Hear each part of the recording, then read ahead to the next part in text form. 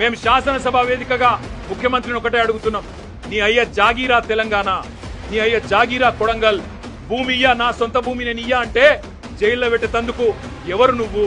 నియంతవా, రారాజువా, చక్రవర్తివా? ఏమనుకుంటున్నావు నీకు నువ్వు? ప్రజాస్వామ్యంలో అత్యున్నత వేదిక శాసనసభ. ఆ శాసనసభలో చర్చ పెట్టమంటే దమ్ము లేక పారిపోయిన దద్దమ్మ రేవంత్ రెడ్డి. అందుకే నేను అంటా ఉన్నా, నువ్వు ఏ ప్రయత్నాలు చేసినా, ఎన్ని కుయుక్తులు పన్నినా ఆ రైతుల తరఫున కొట్లాడుతూనే ఉంటాం.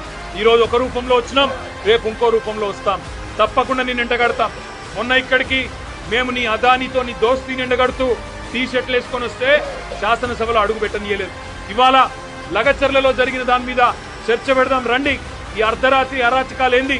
ఎందుకు ఆ గిరిజన ఆడబిడ్డలను దౌర్జన్యం చేసి భయపెట్టే ప్రయత్నం చేస్తున్నావు? మగవాళ్ళను జైలుకి పంపినావు, ఆడబిడ్డలనేమో ఇంటింటికి పోయి హింసిస్తున్నావు, బెదిరిస్తున్నావు అని అడిగితే సమాధానం చెప్పే సత్తా లేని సన్నాసి ప్రభుత్వం ఇవాళ అసెంబ్లీని వాయిదా వేసుకొని పారిపోయే ప్రయత్నం చేసింది.